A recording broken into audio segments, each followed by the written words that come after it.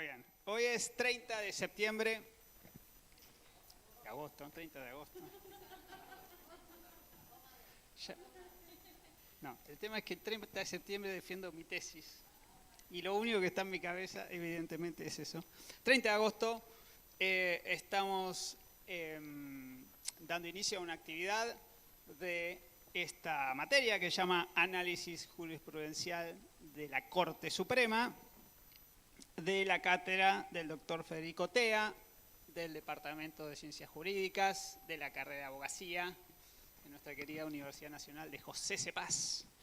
Un día complicado, ¿no? Porque la tormenta de Santa Rosa hizo lo suyo y nos aguó la fiesta, exactamente. Bien, ¿qué vamos a hacer hoy?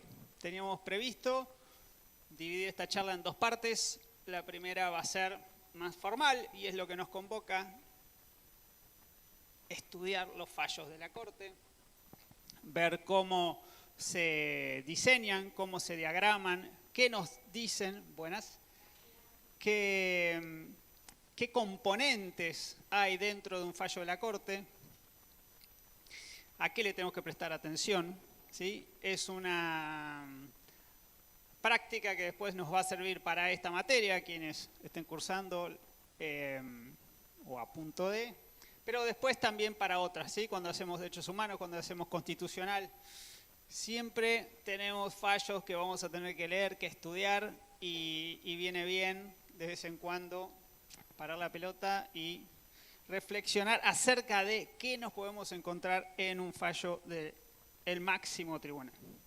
Para eso nos vamos a valer de algunas herramientas que tenemos por aquí.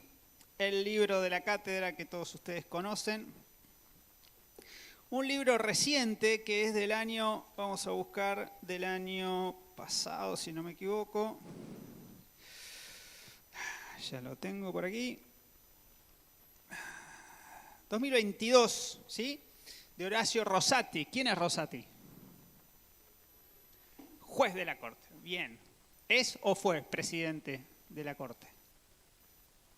Es el presidente de la Corte. Bien, entonces, palabra autorizada, se llama La Palabra de la Corte Suprema, cómo funciona, piensa y habla, y algunas ideas para debatir su futuro, ¿sí?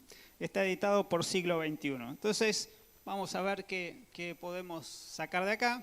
Y después tenemos el material de base, que son los propios fallos, algunos resúmenes que tenemos aquí, como para ejemplificar algunos pasajes, ¿sí? Así que vamos a comenzar. Tenemos aquí los papelitos que nos van a ir orientando en una diagramación y que nos sirve después para usar como GPS, ¿no? Para estar orientado a la hora de la lectura.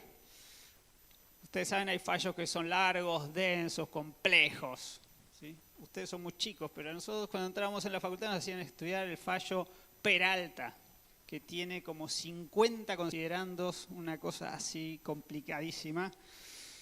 Había que justificar el corralito de aquella época, ¿sí? Los Bonex. Y la Corte hizo un trabajo complejo para llegar a donde quería llegar. Bueno, ese es un ejemplo, hay muchos más. Bien, entonces, vamos. ¿Cómo leer un fallo de la Corte Suprema? Esta es nuestra misión hoy. Vamos a ver si lo podemos cumplir. Primero tenemos la carátula, los autos. Los autos de un expediente, por aquí les voy a mostrar uno. Los autos de un expediente es esto, ¿no? Es como la presentación. Entonces, arriba dice Corte Suprema de Justicia de la Nación, Secretaría de Jurisprudencia, y después dice fallo, y entre comillas va a tener el nombre de las partes. ¿Quiénes son los que están en conflicto? Ustedes saben que sin controversia la justicia no actúa. Entonces tiene que haber una pelea. Alguien se está quejando de lo que hizo otra persona y el otro se está defendiendo. Bueno, esas dos partes es lo primero que vamos a encontrar. Acá tenemos Castillo, Karina Viviana y otros con o contra, ¿sí? La otra parte, que es Provincia de Salta, Ministerio de Educación de la Provincia de Salta. Luego de tener esas partes voy a tener el tipo de proceso que se está siguiendo. Puede ser una demanda, simple demanda civil, daños y perjuicios, puede ser un recurso de amparo, puede ser una acción de inconstitucionalidad, bueno, algo sumario. Eso puede variar, pero ahí eso me va a indicar el objeto, ¿no?, que se está discutiendo en ese fallo. Después voy a tener la fecha, el tribunal actuante. Acá en eso no tenemos problema, porque sabemos que son todos de la Corte, los que estudiamos nosotros. Pero van a venir de algún lado, no es que nacen ahí en la Corte, por lo general. Entonces, todos esos datos están en la carátula y a mí me ubican de entrada nomás de qué me voy a enfrentar después. Si no tengo una carátula hecha y derecha, tengo que ir a buscar arriba de todo las primeras líneas, ¿no? Ahí me va a aparecer, dice, caso Ilkovich-Mabel con Administración Nacional de Seguridad Social sobre reajustes varios. ¿Sí? La fecha, 2005, y después aparece una mención a una forma de darle nomenclatura a los fallos, de guardarlos, que es fallos, 2 puntos, 3 numeritos y después otros 3 numeritos, ¿no? Acá dice fallos 328, 2 puntos, 566. Y eso nos va a facilitar la búsqueda. Si yo voy al Centro de Información Judicial, busco fallos de la Corte, buscar por fallos, si no tengo que buscar por alguna palabra o por alguna de las partes, y es más complicado. Si tengo estos números, bueno, me ahorré mucho tiempo. Lo mismo cuando esté leyendo un fallo, me va a remitir a otros. Y muchas veces me va a aparecer eso, fallos tal, tal. Entonces, eso me ayuda mucho. Si sé cómo buscarlo, ¿no? No es complicado. Centro de Información Judicial, el CIJ. Esa es la página de los fallos de la Corte. Bien, cuando pasé la carátula, ya me empiezo a meter en el fallo. Lo que tenemos que tener presente es que, dicho muy generalmente, la Corte actúa como una tercera instancia, una instancia de revisión, que revisa lo que hicieron otros antes. Y para eso yo tengo que mirar hacia abajo. ¿Quién está debajo de la Corte? Los tribunales inferiores. Entonces, si yo le digo que es la tercera instancia, tengo que buscar las 2 que actuaron previamente. Si voy de abajo hacia arriba, voy de abajo hacia arriba, voy a tener el juez o jueza de primera instancia, el primero que interviene. Cuando ese juez dicta sentencia, se apela y va a una cámara de apelaciones, cámara de segunda instancia, compuesta por salas de 3 miembros cada sala. Entonces, esa es la segunda. El segundo tribunal que va a actuar, y por lo general de ese tribunal yo salto a la Corte. Digo por lo general, ¿no? Hay excepciones. Entonces, cuando la Corte recibe el expediente, va a estudiar lo que hicieron los anteriores. Y eso me lo va a contar de entrada. Entonces va a decir, bueno, afojas tanto el juzgado tal cosa. Afojas tanto, leo el fallo Alavi, que lo habrán estudiado todos de entrada. Dice, afojas tanto la Cámara Nacional de Apelaciones en lo contencioso administrativo federal, Sala 2, resolvió confirmar el pronunciamiento que había hecho, ¿sí?, el juez anterior. Entonces, ahí yo ya sé que hubo instancias previas, que actuó un juzgado de primera instancia y que actuó un tribunal de segunda instancia como cámara. A estos dos muchas veces la Corte le llama el acuo o acuo, ¿sí?, en latín. Acuo quiere decir el que está abajo mío, el que actuó precedentemente. Entonces cuando lean el acuo quiere decir, el que venía antes, ¿sí? Básicamente la Cámara, tengo que pensar en una Cámara. Paréntesis, ¿qué excepciones hay a la Cámara? Que de la Cámara yo pueda pasar a un superior tribunal de provincia, que de la Cámara yo pueda pasar a un tribunal de casación, ¿sí? Entonces van a ser esas instancias intermedias antes de llegar a la Corte. Con lo cual esto de que la Corte es la tercera instancia a veces no es estrictamente así, es una cuarta o una quinta instancia. Lo cierto es que llegue por donde llegue va a ser la última. Arriba de la Corte, el cielo, no hay nada. Ni la Corte Interamericana, ¿sí? Que eso lo podemos discutir. Bien. Entonces, pasadas esas dos instancias, llego a la Corte. Y ahí sí ya estoy en la jurisdicción propia de la Corte Suprema de Justicia de la Nación. Una aclaración. La Corte Suprema de Justicia de la Nación, como tal, nación, es un tribunal federal que abarca todo el país. Con lo cual va a aplicar derecho federal y su jurisdicción, siempre decimos el andarivel por el que se maneja, es federal.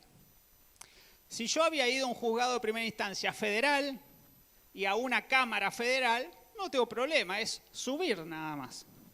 Ahora, si yo había empezado una causa en la jurisdicción provincial, ¿sí? Estoy como en otro andarivel de la pileta, voy nadando por al lado y no se toca con lo federal. Y voy a tener que hacer primera instancia, segunda instancia, en algunos casos el Superior Tribunal de Provincia. Y recién ahí, si tengo suerte, hago las cosas bien y encuentro fundamento, voy a poder saltar de un andarivel al otro y pasarme al federal. ¿Para qué pasarme al federal? Para ir a tocarle la puerta a la Corte. Entonces yo llego ahí y le digo, che, ¿me abre, señora Corte Suprema? Y ahí pueden pasar dos cosas. Que me diga, ¿cómo no pase? Adelante, alfombra roja. O que me diga, acá se acabó el juego de la oca, usted llegó hasta acá. ¿Sí? Este no es mi partido. Si la Corte dice eso, y algo nos va a decir Rosati después, lo que está diciendo en el fondo es, mire, su juicio terminó y queda firme lo que dijo el que actuó antes, ¿sí? La Cámara, de donde usted venía. Y si usted ahí perdió, a llorar al campito. ¿Sí? No hay tu día ahí. Entonces tengo esas dos posibilidades, la admisibilidad o el rechazo de la jurisdicción de la Corte. ¿Qué es eso? ¿Me abrió la puerta o me la cerró en la cara? Si la Corte me abre la puerta, me dice, sí, voy a estudiar su caso, lo voy a estudiar. Diría la Constitución, en el artículo 116, voy a entender en su caso. Ahí se mete, ahí se arremanga, se pone las botas y empieza a trabajar en el caso. Entonces nosotros cuando estudiamos una sentencia, después de contarnos primera instancia, segunda instancia, recurso extraordinario, me faltaba decir eso, para llegar a la Corte necesito interponer un recurso extraordinario federal y si la Cámara me lo rechaza podría ir con el recurso en queja, ¿sí? Y pagar una tasa de justicia. Pero eso es lo que me va a contar, hasta ahí es como, digamos, las temporadas anteriores de la serie. A mí lo que me interesa es lo que empieza ahora, que es cuando actúa la Corte.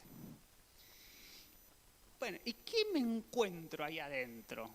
Porque tomar un fallo de la Corte es estudiar el pasado. La Corte ya resolvió. Entonces me tengo que ir a meter a las entrañas de la resolución. El artículo 116 dice entender y resolver o decidir. Bueno, yo ya la tengo la resolución. Puedo hacer como hacía mi abuela Dorita. Agarraba una novela y leía las últimas 10 páginas. Entonces ya sabía cómo terminaba y después iba a leer la novela. Yo podría hacer eso. Algo me puede servir, pero no voy a entender mucho. Entonces voy a tener que ir de a poco, entrándole a la sentencia. Bien, lo primero que voy a tener que buscar, nos lo decía, que en paz descanse, Gordillo cuando vino acá a esta facultad, son los hechos. ¿Sí? Gordillo decía, los hechos son sagrados. Y él decía, es lo más importante de una sentencia, te cambia todo. ¿Qué son los hechos? Las circunstancias fácticas. Hoy, ¿llovió o no llovió? Hoy. Nos llovió todo, ¿no? Hoy. Entonces, nadie podría decir que hoy estuvo soleado. justo hoy que estuvo soleado. No, hoy llovió, es algo externo a mí. Los hechos suceden, acontecen en la realidad. Entonces, claro, alguien va a decir, estos hechos a mí me perjudicaron, entonces voy a la justicia. Y la otra parte va a decir, esos hechos no fueron de tal manera, y cada uno va a tener que probar que llovió o que no llovió. Y va a tener que traer testigos, cámaras, pruebas, documentos, lo que fuera. ¿Cómo encuentro los hechos en una sentencia? Estaría bueno que la corte me dijera, bueno, ahora le voy a explicar los hechos. 2 puntos, y empieza a relatar. Y que eso está al principio, ¿no? Eso estaría buenísimo. ¿Sucede? A veces sucede, ¿sí? Está, sí, yo empiezo a leer un fallo y en la segunda página ya me encuentro el relato de los hechos. Me va a decir, tal pasó en rojo, el otro cruzó sin mirar, hubo una colisión, hay heridos. Bueno, todos esos... O tal persona trabajó 30 años en una dependencia, después lo echaron, no le pagaron la indemnización, hay una falta de registración. La ANSES tiene que abonar X. Todo eso son sucesos, acontecimientos. Y la corte me los va relatando. Pero, ¿sí? Advertencia, no siempre es así. Hay veces que los hechos los tengo que ir a buscar a otro lado. ¿Vieron las películas que a veces tienen flashback? Entonces me van trayendo información. Cuando tal era chiquito le pegaban, entonces le quedó un trauma. Bueno, acá en la corte, en los fallos pasa lo mismo. Tengo que ir a buscar a otro lado. ¿A dónde los puedo ir a buscar? Tal vez sea en el mismo fallo, pero no de entrada. Que estén por ahí medio escondidos. Y en algún considerando 14, la corte se acuerda de contarme algo que no me había contado al principio. Y yo, pero entonces... El trabajador era discapacitado, tenía una discapacidad. Bueno, entonces eso es un agravante. Y me lo dijo después, no al principio. Puede ser que los hechos también estén en una sentencia, pero no en el voto principal, sino en una disidencia o en un voto propio, que después vamos a ver qué es. Quiero decir... Cuando termina la película y me voy a la temporada 2, ahí me cuentan los hechos. ¿Sí? Alguien que viene después. ¿Y por qué lo va a hacer? Y porque si ese juez firma una disidencia, de todos los hechos por él le interesa algo y dice, ven, esto también pasó. Ese trabajador que tenía una discapacidad y que fue despedido, en realidad era un inmigrante que estaba ilegal. No sé, estoy pensando. Entonces me da otro dato que antes no estaba y que a su modo de entender la causa lo deriva para otro resultado. Entonces eso es otro hecho que me va a aparecer ahí. ¿Dónde más puedo buscar los hechos? Antes de que la corte resuelva, ¿no? ¿Y dónde va a estar eso? Esperen que se me mezclaron los papelitos. En la opinión del procurador fiscal general, ¿sí? Procurador general fiscal, que es una persona que depende de un funcionario que depende de la corte y que va a actuar para resguardar los intereses del Estado. Entonces, ¿qué hace la corte? Antes de ponerse a estudiar la causa, se la manda al fiscal, pase a la fiscalía.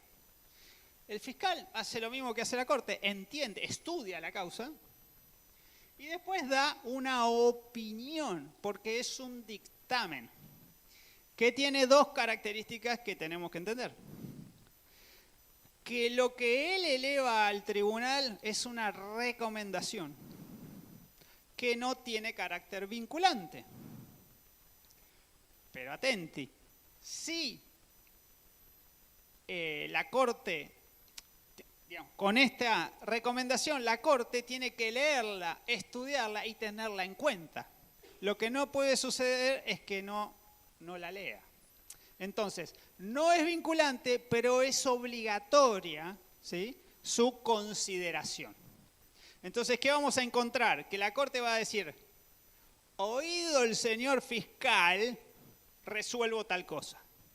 Si me dice eso, ¿qué tengo que entender yo? El subtexto es, no le di bola al fiscal. No me interesó lo que me recomendó. Su opinión no me convenció. Ahora, podría decir la Corte, en los términos de la opinión del fiscal, resuelvo tal cosa. Y a veces el fallo de la Corte es así de chiquitito, porque todo lo que dice es, remítase a la opinión del fiscal por motivos de brevedad. Entonces la Corte hace suyo toda esa opinión y dice, no digo nada más, lo que yo quiero decir está ahí. Entonces lo adopta para sí. Entonces no solo lo tuvo en cuenta, sino que la convencieron a la Corte, ¿no? Y dice, tiene razón, hay que fallar de esa manera. Con lo cual, lo que era una mera opinión o recomendación se transforma en una resolución. ¿Sí? La Corte tiene ahí el poder de Grayskull, baja la espada, ¿sí? Corta el bacalao. Bien.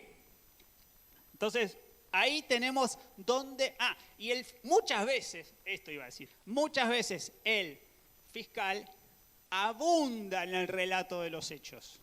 Es como que tiene más tiempo y se dedica más a eso. Entonces, si yo tengo el dictamen, que lo suelo encontrar antes del fallo de la Corte, le tengo que prestar mucha más atención a los hechos que al derecho, que a la postura del fiscal.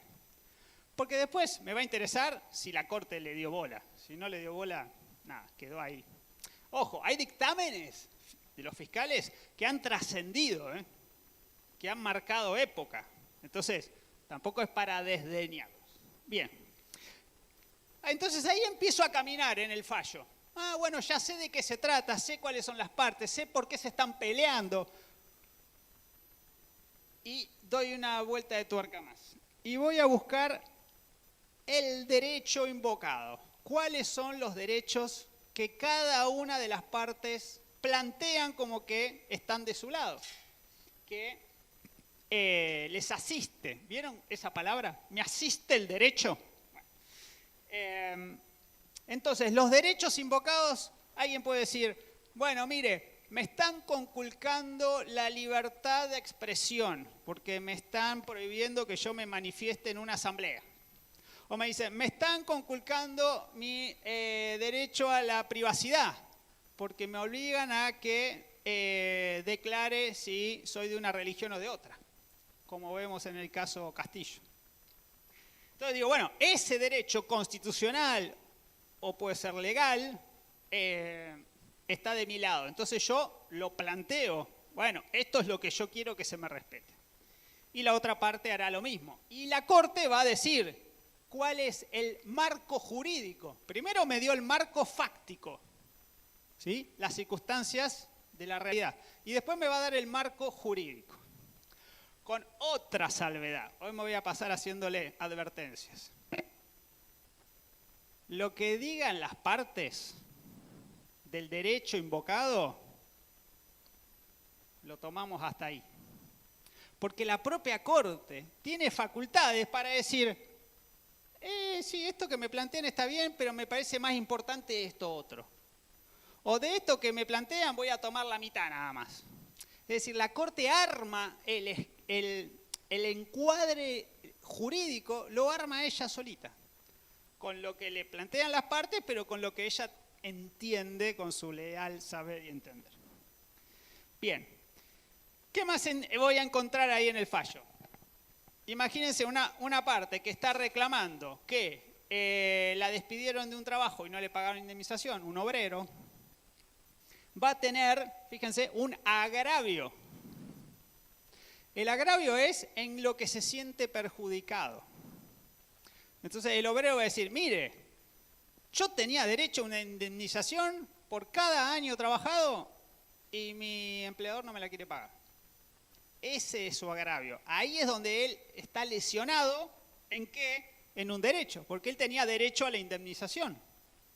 Porque era un trabajador registrado, porque estaba acreditado que él había trabajado tanto tiempo, etc. Y la otra parte que va a decir, no, yo me agravio porque yo no voy a pagar, no voy a hacer una erogación pecuniaria por un trabajador que dejó de trabajar porque se mandó una infracción. Entonces yo digo, no es más trabajador por causa de él, ¿sí? Porque abandonó el trabajo, hace 2 meses que no aparece, ¿no? Entonces, cada uno va a tener sus propios agravios y su abandono de trabajo. Bien, el agravio es la causa de algo que viene después, que son las pretensiones. Con S, ¿sí? Está subrayado la S. Pretensiones. Entonces, señorita, ¿qué pretende usted de mí? Esa es la pregunta que tenemos que hacer. Si yo tengo un agravio de que me echaron y no me pagaron, ¿cuál va a ser mi pretensión? Fácil, ¿no? Entonces yo le digo, señor juez, quiero que me paguen, pero no solo lo que me corresponde. Lo que me corresponde por año trabajado, pero también una multa porque no me tenía registrado, y otra multa porque estaba embarazado, y otra multa porque tenía hijos chiquitos, y otra multa porque me falta el respeto y hay daño moral. Entonces empiezo. Entonces mi pretensión es aquella base que yo tenía más otras cosas que se puedan sumar. Y del otro lado, ¿qué podría decir el ANSES? Y mi pretensión es no pagar nada, obvio. Pero también es que este trabajador tenga una registración en su legajo para que nunca más pueda volver a hacer lo que hizo. O sea, no te pago, sino te va a quedar una mancha en tu legajo, ¿no? Estoy pensando. Bien, pretensiones. ¿Vamos hasta acá? ¿Sí? Bien. Si se quiere, hasta este momento era el juego de otros. Eran las partes. Diciendo, miren, yo vine acá, estoy lesionado en un derecho, ¿sí? Que me perjudica de esta manera, entonces yo pretendo que usted haga valer esos derechos y haga lugar a mi pretensión. Bien. Y la otra parte dirá lo mismo defendiéndose. Pero son River y Boca ahí peleándose. Falta el árbitro. ¿Cuándo interviene el árbitro? En ese momento. Entonces, hasta ahora lo que yo leí, si todo esto fue lineal, ¿no? Lo que yo leí en la sentencia es temporadas anteriores. Y recién ahora voy a tener estrictamente el fallo de la Corte. Y cuando yo digo el fallo de la Corte, en el propio relato, tal vez esto esté discriminado, ¿no? Como que haya una separación. Y la Corte me dice, bueno, y a partir de ahora voy a empezar a entender yo en esta causa, ¿no? Bien, y ahí tengo que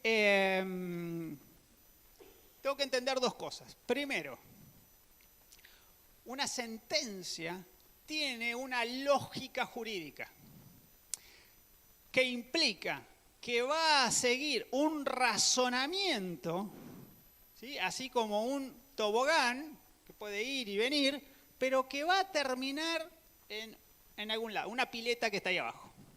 Entonces, todo el camino que hace el fallo necesariamente me tiene que llevar ahí a la pileta o al arenero donde yo termine. Entonces, ¿cómo se llama ese camino, ese derrotero? Ese íter lógico, ¿cómo se llama? Bueno, razonamiento lógico jurídico. Razonamiento lógico jurídico, porque responde a reglas de la lógica y además tiene que estar basado en el derecho. No necesariamente, como dijimos, en el derecho que invocaron las partes. Puede ser otro que la Corte... Imagínense, una parte dice, no, ley de contrato de trabajo. Y la otra parte responde, sí, pero el artículo otro de la ley de contrato de trabajo. Y llega a la Corte y dice, momentito, acá hay principios, ¿sí?, del derecho convencional interamericano en juego. Entonces dice, bueno, después veremos el Código de Trabajo, la ley de contrato de trabajo, pero primero tengo que ver algo que es más grave todavía, que puede estar en la Constitución, puede estar en un tratado. ¿Me siguen? La Corte puede ir a donde sea. Bien, este razonamiento tiene una lógica, tiene una razón de ser, que es el siguiente. Un fallo tiene dos partes, básicamente. Una parte argumental y una parte decisoria. La parte decisoria es así chiquitita, así, un párrafo minúsculo y que no se entiende nada. Todo lo otro es argumento. ¿Qué pasaría si un fallo fuera solo la decisión? visto esta carátula, resuelvo darle la razón a tal. ¿Qué pasa si yo tuviera un fallo así? ¿Cómo lo tildaría? ¿Cómo lo analizaría? Discrecional. Bien. Discrecional, derecho administrativo, tengo varias opciones, elijo una. Pero si voy más allá todavía, ¿cómo lo llamo? Arbitrario. Entonces, un fallo que no tiene argumentos es arbitrario. Y por lo tanto, si es arbitrario, ¿qué pasa? Es nulo, no se puede aplicar, no tiene validez. Entonces, que yo exponga las razones por las cuales voy a llegar a una resolución hace a que el fallo no sea arbitrario. Entonces, esto es muy importante.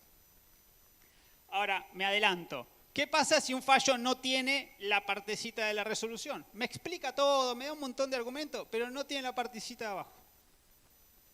No es un fallo. ¿Y qué corno es? ¿Una? No. Dictamen podría ser. Una opinión, exactamente. Resolución como decisión, es eso. Pero si yo no tengo eso, bueno, tengo una recomendación, una opinión, nada, alguien que me dice, y me parecería tal cosa, pero alguien tiene que cortar el bacalao. Y esa es la resolución. ¿Y qué vamos a encontrar al final de un fallo? Por todo esto, este tribunal resuelve. Esa palabrita es clave. Y está en el artículo 116, que es entender y decidir. Si yo no decido, no soy un tribunal jurisdiccional. ¿Sí? Puedo ser otra cosa, pero no es. Bien, entonces, razonamiento lógico-jurídico, voy a tener principios y reglas. La Corte me va a plantear principios y reglas jurídicas. No me voy a poner en el detalle de esto, que es propio de la filosofía del derecho, la diferencia entre principios y reglas, pero lo cierto es que la Corte tiene que invocar cuál es el derecho que va a aplicar.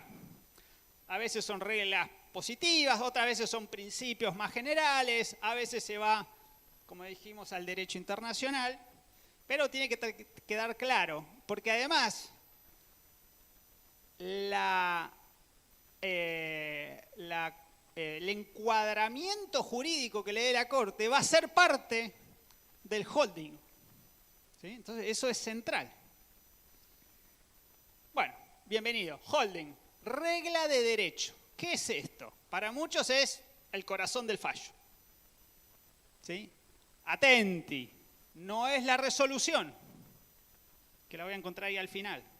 Esto está antes, en algún lado, no sé dónde. No sé dónde está. ¿Y ahora qué hago? Y bueno, hay que adiestrarse, ¿no? Para encontrarlo. ¿Dónde va a estar? Cerca del final, cerca. ¿Por qué? ¿Por qué cerca? Porque antes tengo que haber hecho el razonamiento. A menos que, ha pasado, como en varias películas, me cuenten al final de entrada. ¿Sí? ¿Vieron como ese cuento de García Márquez? El día que lo iban a matar, tal cosa. Vos ya sabés que lo van a matar. Y te lo dijo en la primera línea. Bueno, a veces la Corte hace eso, los tribunales hacen eso, ¿no?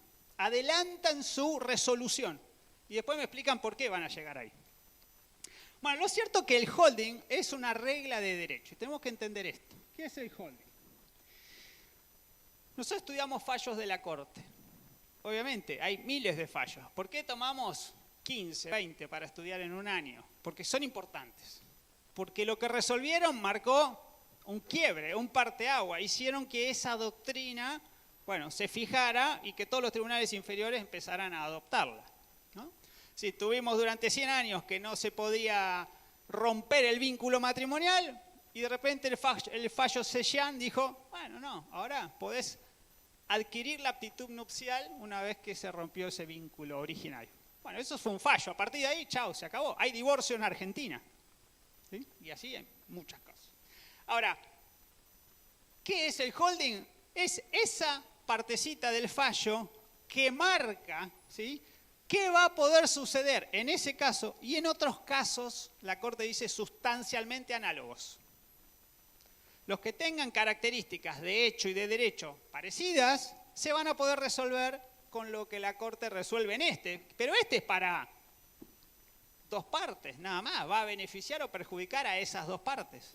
Ahora, si yo tomo ese holding, esa regla del derecho, dice, todo aquel que contraiga matrimonio va a poder disolver el vínculo y volver a casarse. Eso es una regla. Se aplicó a Seyán hombre con Seyán mujer, ¿no? La pareja, pero después se aplicó a miles de casos más, que no tuvieron que ir a la justicia, porque la regla ya estaba imperante, ¿sí? Estudiamos acá Arriola. ¿Cuál es la regla de Arriola? Bueno, que una persona puede tener estupefacientes para uso personal. Sí, cumple ciertas condiciones, ¿no? De no afectar a otro, de no hacer alarde, de que sea poca cantidad, etc. Pero esa regla se aplicó a muchas personas a partir de ahí que no las pudieron detener, porque hasta ese momento se las llevaban presa. Entonces, el holding es eso, es lo más importante del fallo, por el propio fallo, pero sobre todo por los que van a venir después, ¿sí? Y el otro día nos decía un juez amigo que nos visitó, nos decía, es aquella parte sin la cual no existiría el fallo, ¿sí? Es de su existencia sine qua non para llegar a la resolución de esa causa. Bien, ¿qué tengo después? Después voy a tener la resolución. No inmediatamente, pero digamos, voy a seguir bajando, voy a tener resolución. Esto es, como dijimos, la acción que tiene el tribunal de resolver, de decidir, de decir, usted tiene razón, usted no tiene razón.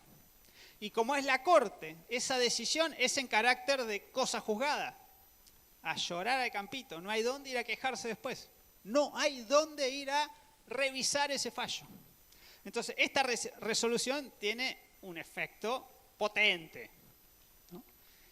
Para la causa, pero como vimos también tiene efectos que trascienden, que se proyectan muchas veces. La resolución la voy a encontrar, esa es muy fácil verla. Muy fácil. Es de las pocas cosas que uno sabe dónde están. Porque está al final, es lo último. Y abajo de eso voy a encontrar las firmas de los jueces. Las firmas pueden aparecer, ahora lo vamos a ver en el libro, pueden aparecer nombre y apellido, o puede ser que esté la firma holográfica, ¿sí? Hecha de puño y letra, y abajo alguna leyenda del nombre de quien firma. ¿Cuántos miembros tiene la Corte ahora? 4. ¿De cuántos? ¿Eran 5 o son 5? Son 5, una vacante, tengo 4 y parece que se quiere ampliar. Vamos a ver. Y hay 2 postulantes ahora del Poder Ejecutivo que están pasando el proceso en el Senado, porque uno se jubila a fin de año, entonces habría 2 vacantes a fin de año. O sea que estamos en un momento donde la Corte está moviéndose, ¿no? Y todo el sistema institucional, no solo la Corte, los 3 poderes intervienen. El Poder Ejecutivo elige los candidatos, el Senado le da el acuerdo o no se lo da y después asumen en la Corte. Bien, la resolución que dijimos, sin ella no hay fallo, habrá otra cosa, pero no hay una decisión jurisdiccional. Bien, la resolución es escueta. Entonces tengo que saber qué leer de esa resolución. Sobre todo, entender los efectos de lo que ahí dice. Porque, ¿qué va a decir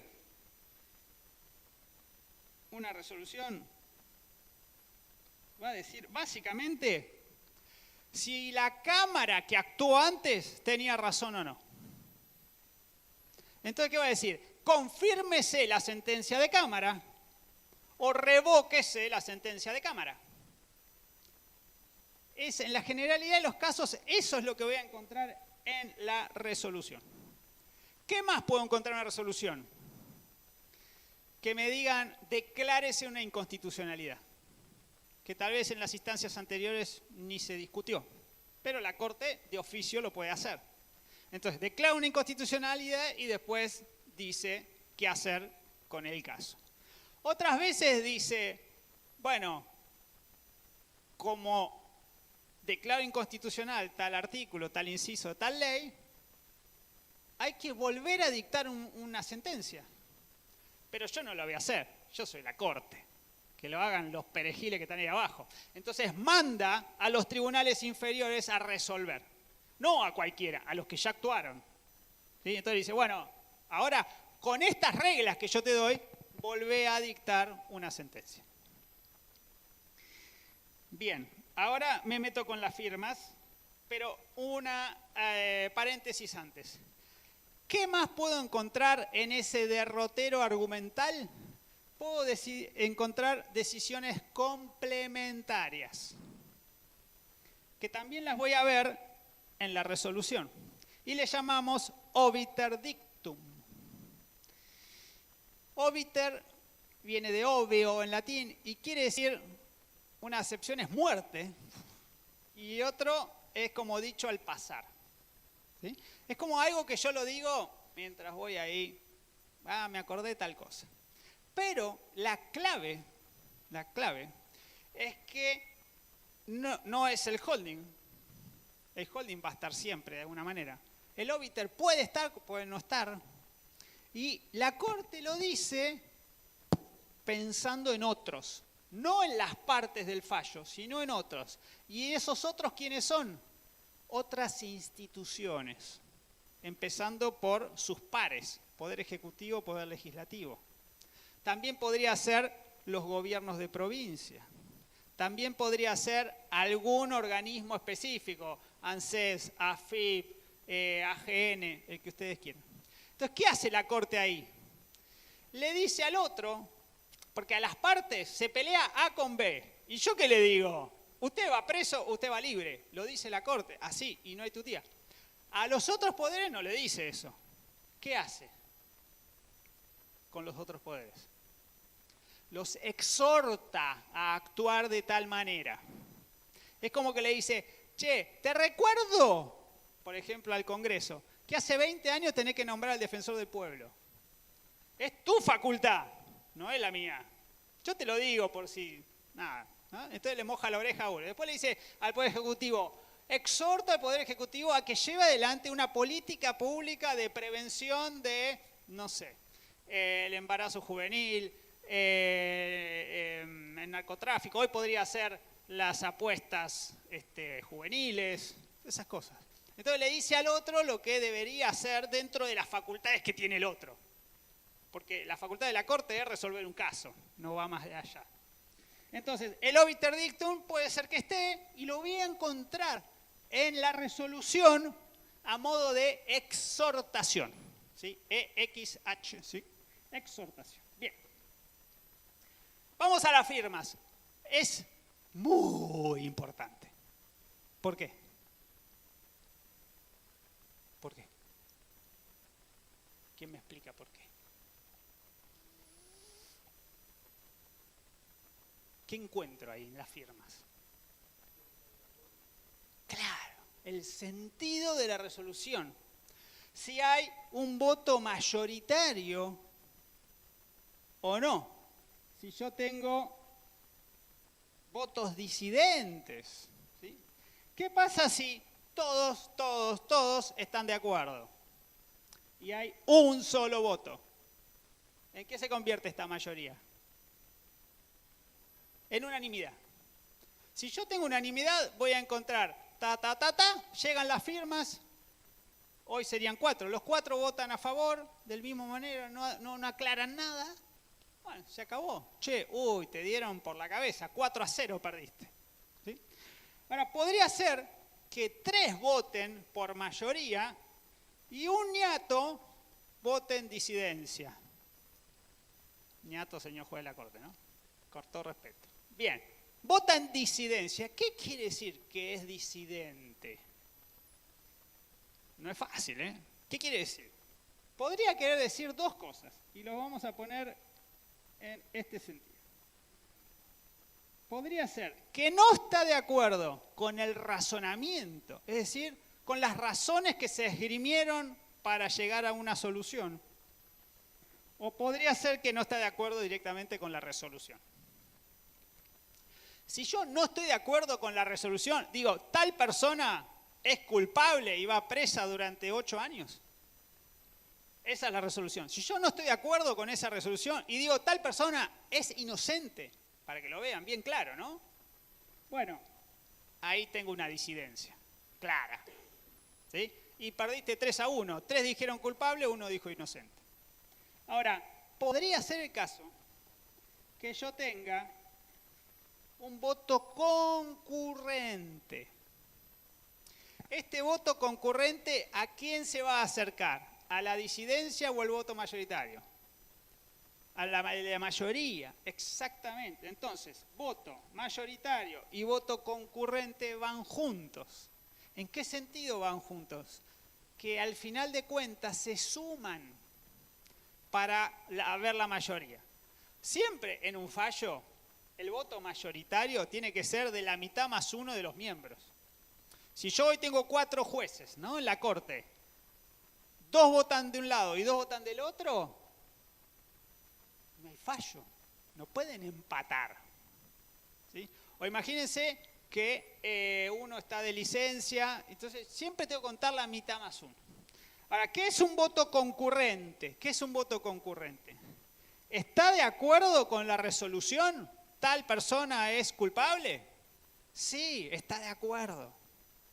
Entonces vos decís, ¿y por qué no firmaste con los otros 3 si estabas de acuerdo?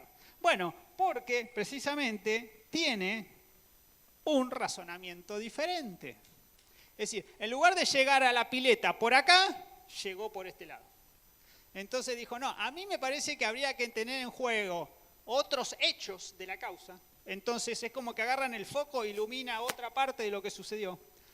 O podría decir, a mí me parece que habría que tener en cuenta otro derecho que nadie tuvo en cuenta. Entonces me voy al Tribunal Europeo de Derechos Humanos, o me voy, no sé, otras cosas. O buscar otros precedentes de la propia Corte.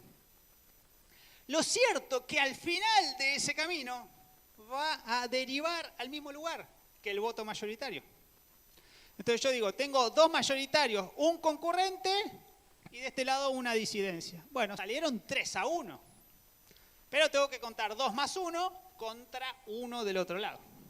¿Se entiende? ¿Cuándo tengo votos disidentes? Dice Rosati, cuando tienen opiniones diferentes, pero la misma decisión.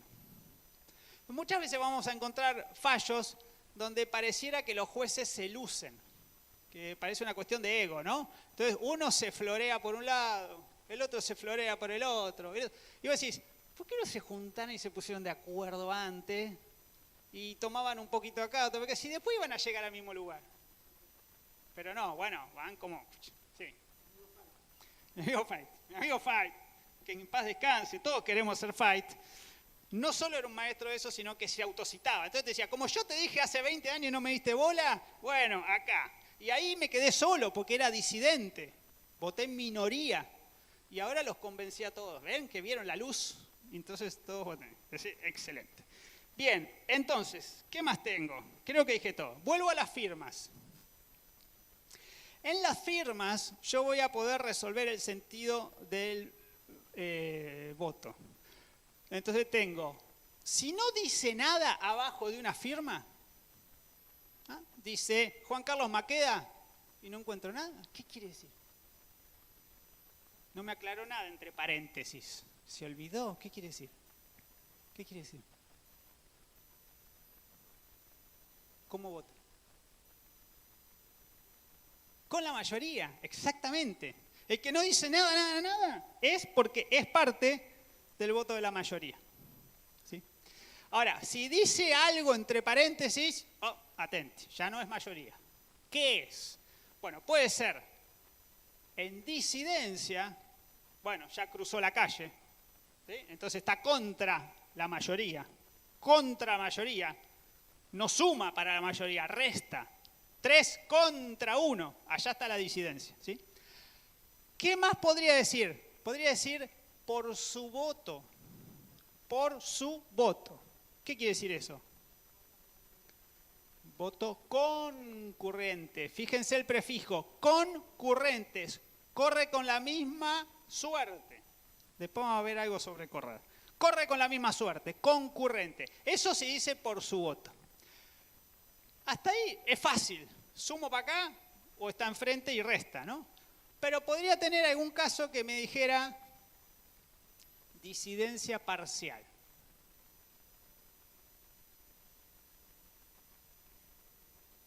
¿Y qué es eso?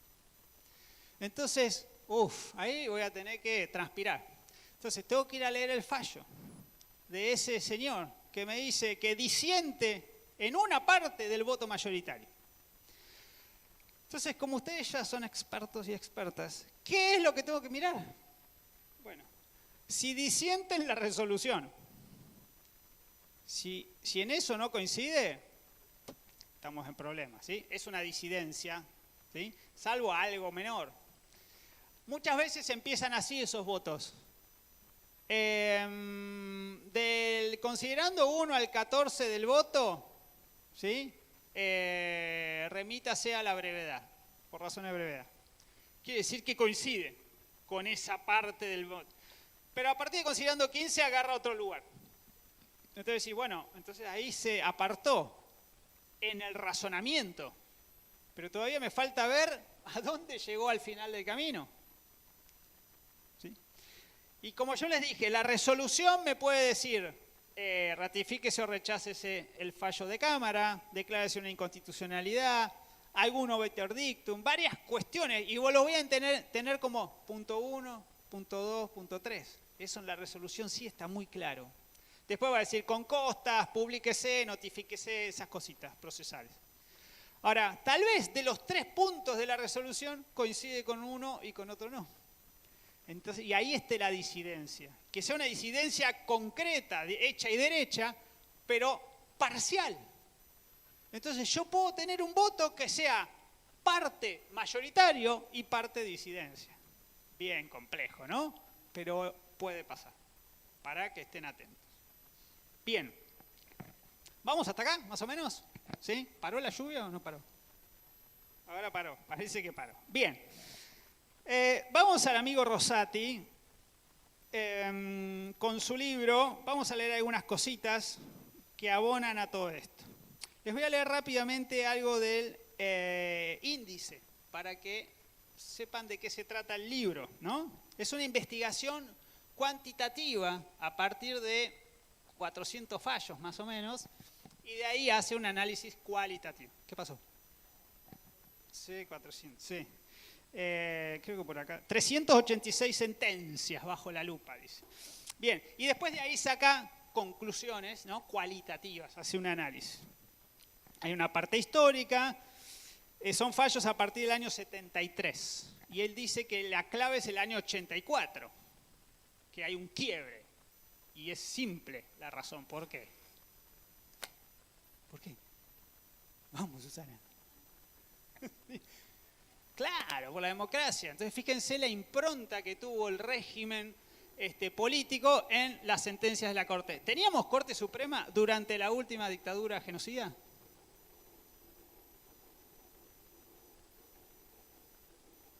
¿Sí o no? Sí, teníamos y resolvía, ¿no? Entonces él dice, bueno, los fallos anteriores tienen una lógica y a partir de 84 tienen otra, sobre todo en la forma, digamos, no solo en el contenido, sino en cómo se explicaba el lenguaje, a quién se dirigía, etc. Bien, me habla de la Corte, estructura, cómo habla la Corte, el lenguaje judicial, por eso tomé este libro. La especialidad del lenguaje judicial en las sentencias, el destinatario de la sentencia. ¿A quién le habla la Corte? ¿Le habla solo a las partes? Obvio. ¿Le habla a los entendidos en derecho, como todos ustedes, expertos en ciencias jurídicas? También. La gran pregunta no es esa. Es, ¿le habla a los que no saben nada del derecho? A cualquier vecino que pasa por la puerta. ¿Sí o no? Y es una gran cuestión esa. Y si le habla a ese vecino que nunca pisó una universidad pública, ni le interesa, pero por ahí tiene algún interés en la causa, ¿no? Ese vecino tiene que entender lo que dice la Corte. La sentencia tiene que estar en lenguaje claro y entendible. Hemos visto en clase el fallo Arriola, ¿no? ¿Qué dice la Corte en Arriola?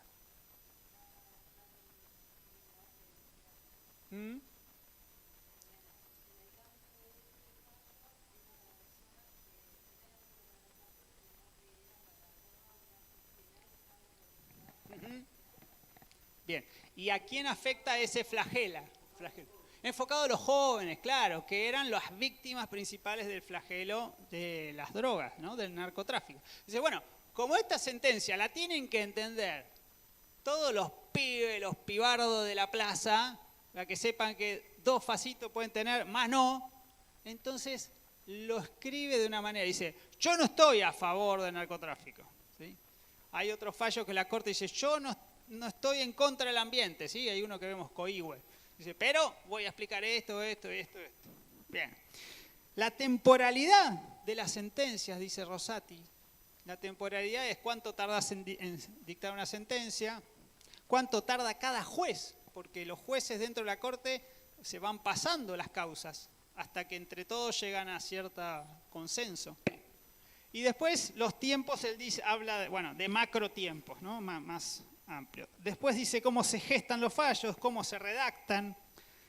La evolución tecnológica habla también, empieza con los fallos a máquina de escribir y después cómo la tecnología fue evolucionando, modelos expositivos o narrativos y después la sentencia. Vamos a leer 2 o 3 cositas.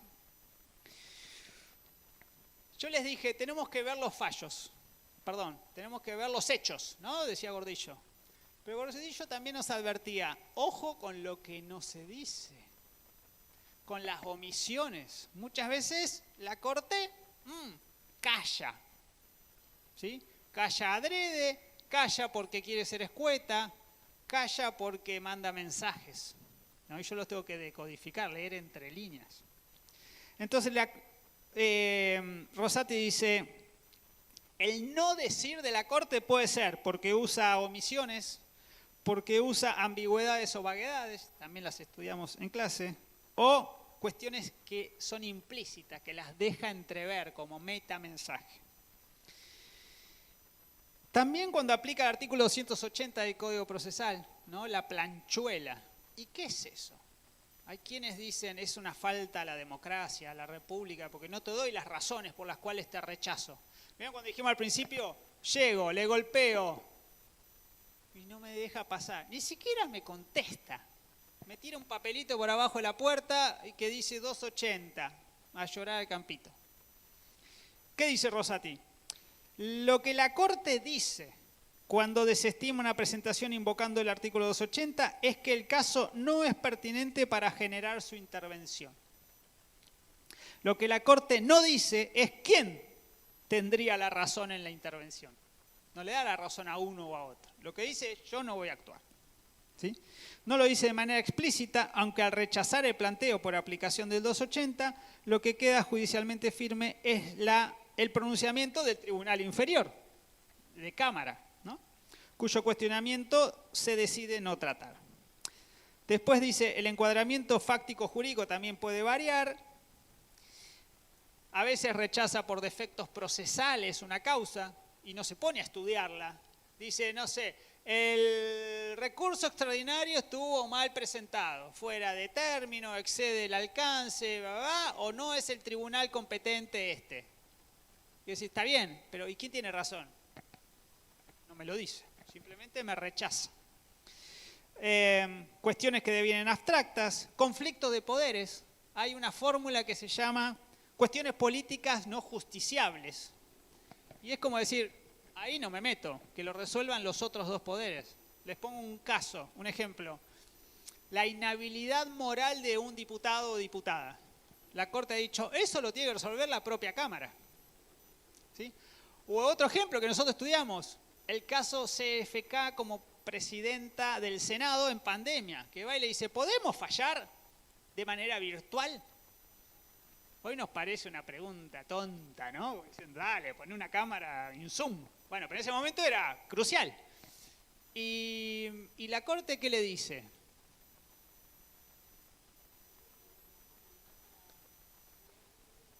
Reglamento, exactamente. Che, Senado o diputado, vos hacé tu reglamento, aplicalo. No, ¿qué me venía a preguntar a mí si presencial, virtual, acá, allá? Hacé lo que te parezca. Pero en ese fallo lo vemos, la Corte hace trampita. Porque si fuera eso solo, podría haber resuelto en 3 líneas. Pero dice, bueno, para mayor abundamiento, y ahí ¡pum!, se pone a estudiar la causa de fondo, ¿no? Como que hace una cosa y hace la otra a la vez. Rechaza y admite a la vez. Bien. ¿Qué más? Bueno, formatos de sentencia. Acá tenía para mostrarles, no sé si van a ver, pero hay dos formatos. Uno dice, están los votos y abajo certifica el secretario del tribunal. Y en el otro sí aparecen las firmas, ¿no? Como firmamos todos cuando te dicen, che, ¿me autorizás acá en esta nota? Y fíjense, que es el caso Rossi Civils del 92, Fight firma en disidencia, Velucio en disidencia, y los otros firman todos a favor. Sigo. Los fallos como producto, ¿no? Dice, esto lo vimos recién, pueden salir por unanimidad o por mayoría. ¿Mayoría cuándo es? ¿Qué tengo que tener para que haya mayoría? ¿Un voto? ¿Un voto? ¿Un voto? ¡Fuerte! Disidente. Disidente. Un voto disidente torna al voto anterior en mayoritario. ¿Por qué les digo esto? Yo puedo tener un tribunal, se los voy a poner más claro, de 7 miembros, ¿no?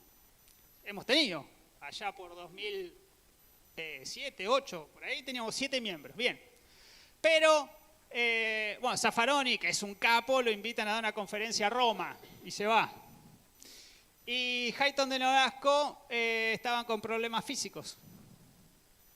Entonces, ¿quiénes firman la sentencia, una sentencia X? Los 5 jueces que están activos, porque los otros 2 están con licencia, ¿no? Uno por viaje, otro por enfermedad. Entonces, ¿cuántos votos tengo? 5. Supongamos que los 5 se ponen de acuerdo en todo, en el argumento y en la resolución. Todos firman, no hay concurrencia, no hay disidencia, nada. Pero son 5 de 7 que tiene el tribunal. ¿Cómo entiendo ese fallo? ¿Mayoritario o unánime? Chan, chan, chan, chan. Chan, chan.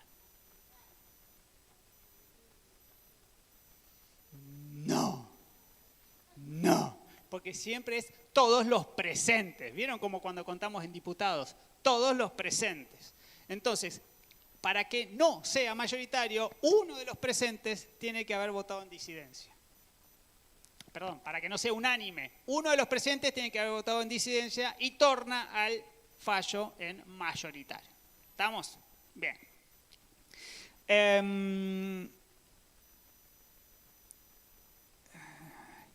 Dice Rosati, puede haber una sola decisión, la de la mayoría, y una sola opinión, la del voto, que no hace la mayoría, que es disidente. Bueno, no importa eso. Lo que dice es, cuando alguien pone por su voto, ¿está de acuerdo en la resolución? Sí, es un voto concurrente. Y lo que dice Rosati es, la Corte podría resolver como, digamos, un método de funcionamiento, que las opiniones concurrentes no las va a manifestar.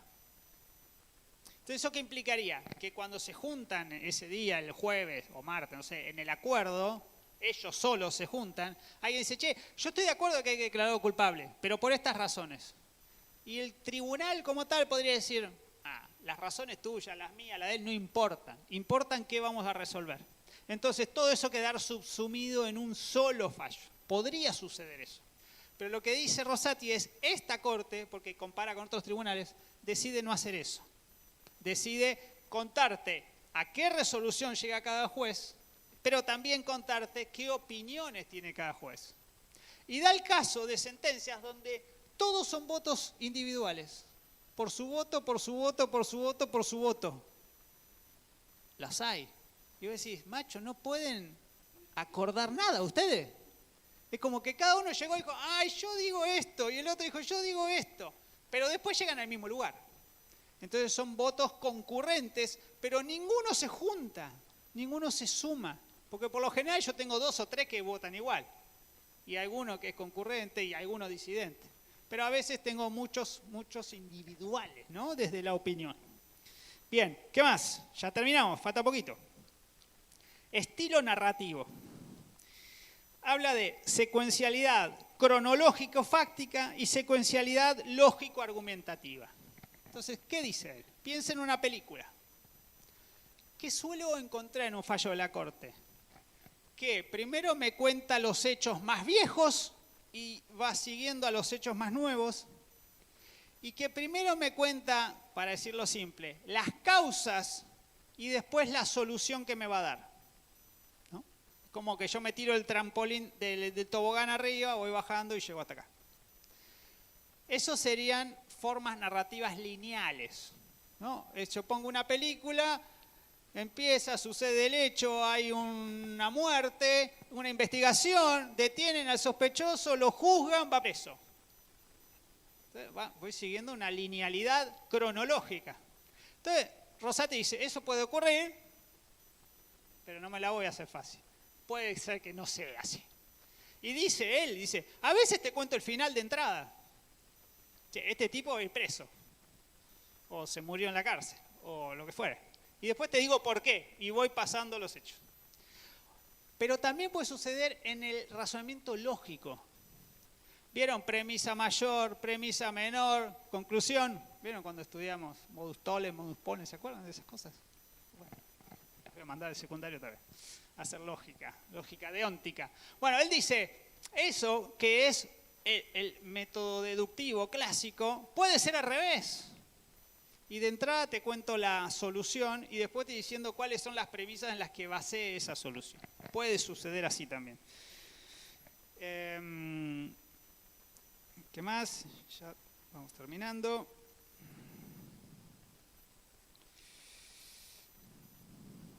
Esto me pareció muy interesante.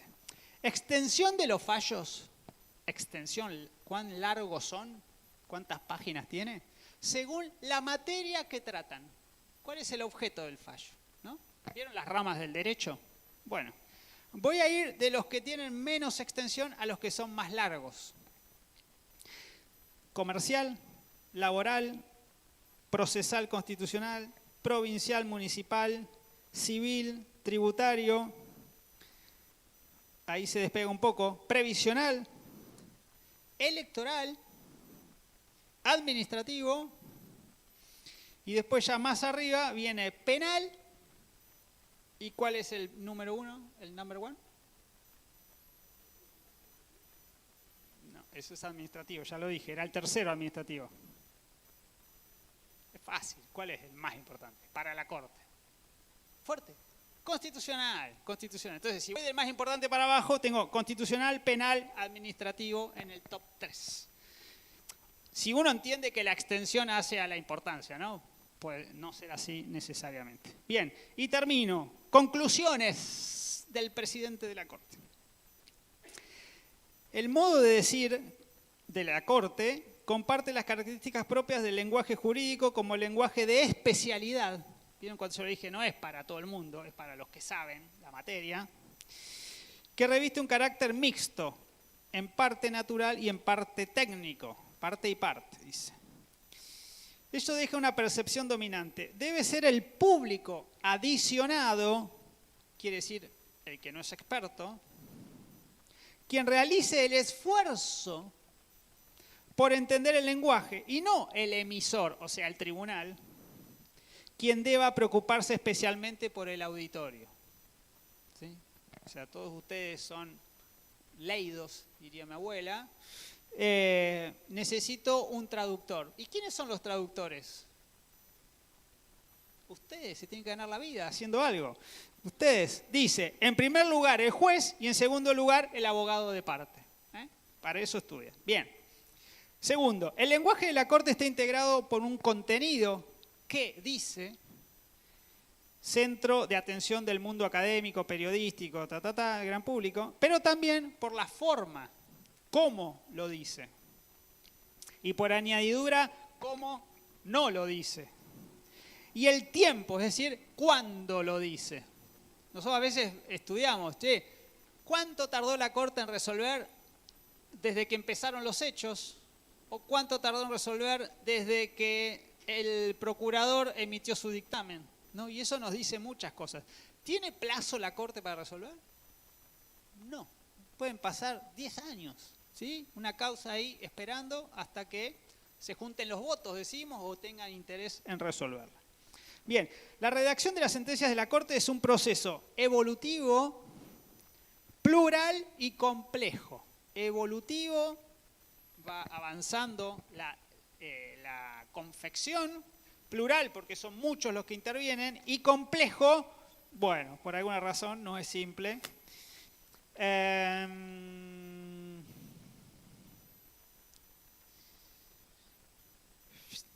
Cuando habla del tiempo, cuánto tarda la Corte en resolver, dice que un límite que tiene es el de la prescripción liberatoria. ¿Lo estudiaron eso en la facu? ¿Qué es? Fuerte.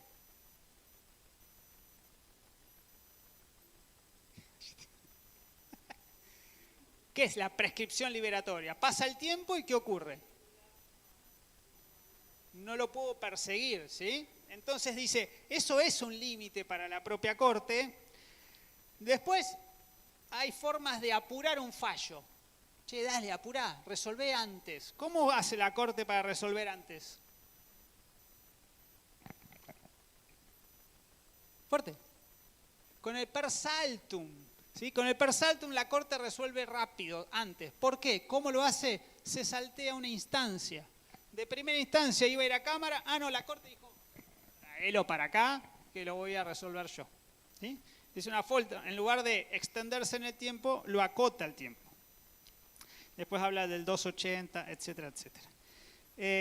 Bueno, nada más. Rosati. ¿Se entendió? Bien. Tengo muchos ejemplos. Vamos a ver 2 o 3 muy rápido. Ni un mate me dieron. Ni uno. Hace un calor ahora. Esto es una preciosura. Lo armaron este conjunto de ayudantes y ayudantas que tengo ahí, que son excelentes. Un aplauso para todos ellos, por favor. Bien. Voy a leer algunos. Alavi, fallo Alavi, considerando 14, pretensión. Digo, algunas de las cosas que vimos recién, ¿no? Pretensión. Dice, hablando del actor, el pretensor interpuso acción de amparo, Mr. Alavi. Su pretensión no se circunscribe a procurar una tutela para sus propios intereses. Alavi podría haber sido egoísta. Yo quiero que me den esto a mí. Pero no, dice, sino que por la índole de los derechos en juego, incidencia colectiva, ¿se acuerdan? Es representativa la pretensión de él de que corten las comunicaciones, es representativa de los intereses de todos los usuarios de los servicios de telecomunicaciones, como también de todos los abogados. Era Papá Noel para todo el mundo. Bien, fallo CFK, considerando 16 holding. Más bien la Constitución, al poner en cabeza de cada una de las cámaras el dictado de sus propios reglamentos, muy bien esta alumna, reconoce a cada una de ellas la autonomía necesaria para regular su propio funcionamiento y por ende regular los mecanismos para facilitar la realización de su función legislativa. Fíjense, qué claro se ve acá, es holding. La Corte, ¿a quién le dice, hacé lo que quieras? ¿A quién? No. ¿A quién? ¿A quién? A la Presidenta no importa, al Senado, como órgano, al Senado. ¿Sí? Y ese fallo se puede aplicar a diputados. Eso es tener un holding. La regla la saco acá y la aplico a un caso similar. ¿Podría haber sido el Consejo Deliberante de Trenkelauken? Sí, por ahí, estirándolo un poquito. ¿Sí? Eso es tener una regla. Decir, che, yo te fijo acá la máxima y vos después la aplicás, acaso, dice la Corte, sustancialmente análogos. Bien, obiter dictum, en ese mismo fallo, dice, creo que este es el fallo de Rosati en una disidencia, dice, amerita que este tribunal formule algunas consideraciones adicionales, invocando el principio de colaboración interpoderes. Entonces, claro, le va a decir al otro poder lo que tiene que hacer. Sigo. Miren cómo empieza Cerámica San Lorenzo, considerando 1. Que el recurso extraordinario concedido a Fojas Tanto se interpuso contra la resolución de la Cámara Nacional de Apelaciones del Penal Económico, que revocó la sentencia dictada por el juez de grado en cuanto hacía lugar a la excepción de prescripción. En una frase me dijo todo. Los 2 tribunales que intervinieron y el recurso con el cual llegó la Corte. Sí, eso es ir al punto, ¿no? Al grano. Bien. Fallo Viñas. Resolución. Fíjense cómo resuelve la Corte en Viñas. Que en las consideraciones expresadas corresponde estar a lo decidido por el tribunal en el mencionado precedente de fallos 37.006. ¿Cuál es el tribunal al que se remite? El mismo. No, se autocita la Corte, cita un precedente propio. Entonces dice, ¿cómo voy a resolver? Como lo resolví allá, en aquel caso. ¿Sí? A cuyos fundamentos y conclusión se reenvía por razones de brevedad. Y tenés un fallo cortito. ¿Sí? Y después votan todos. Y fíjense, vuelvan los autos al tribunal de origen a fin de que, por quien corresponda, se dicte un nuevo pronunciamiento con arreglo al presente, o sea, conforme a estas reglas que les acabo de dar. Rodríguez Pereira, considerando 14 holding. ¿Sí? La jurisprudencia reseñada no deja lugar a dudas de que los órganos judiciales de los países han ratificado la Convención Interamericana y están obligados a ejercer de oficio el control de convencionalidad. Y ahí nos cambió todo para siempre, ¿sí? Con esa frasecita.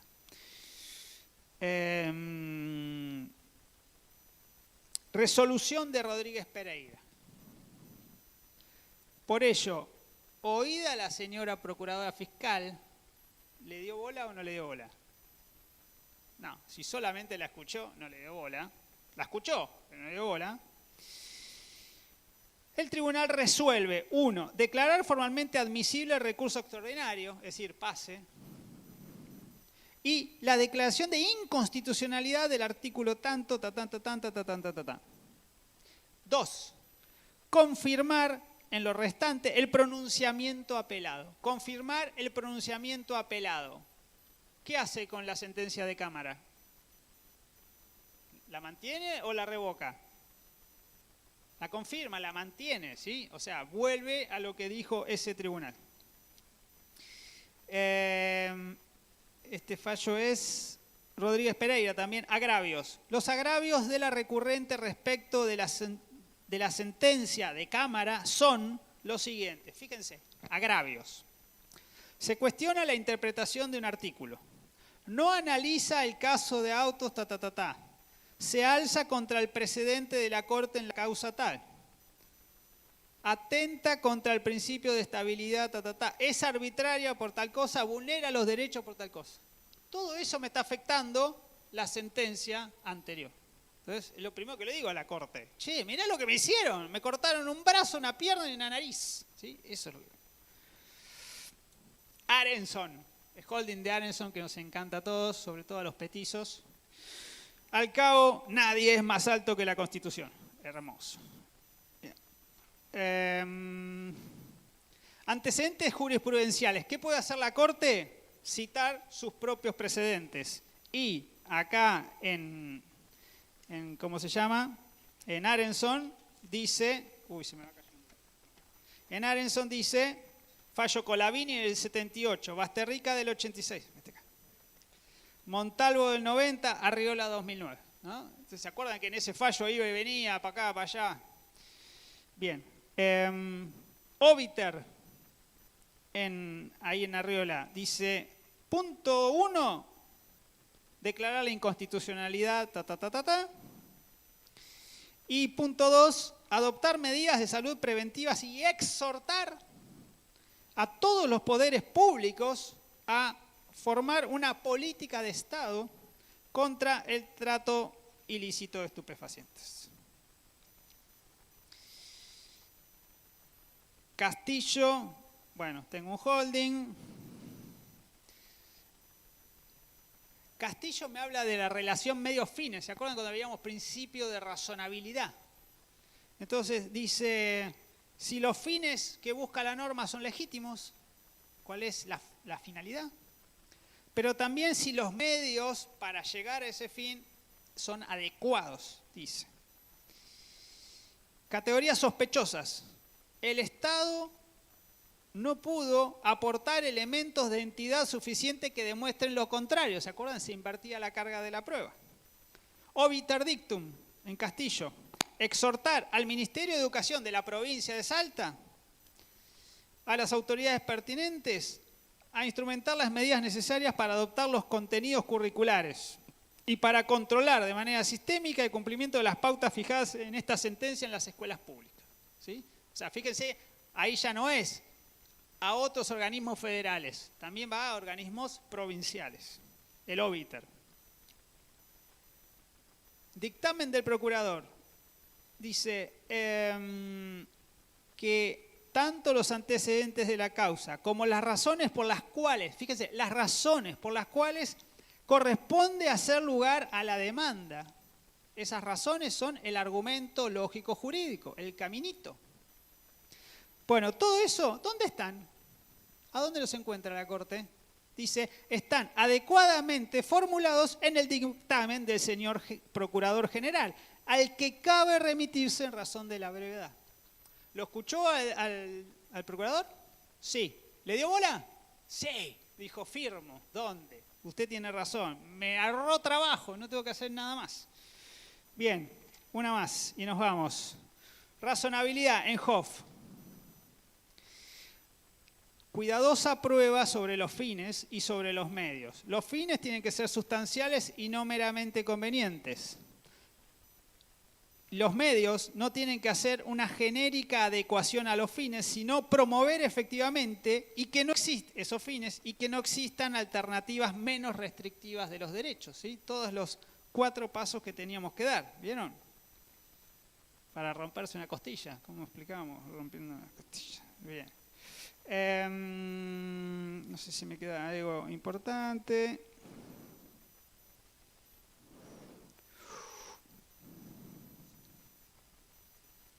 Bueno, creo que ya no. Arriola.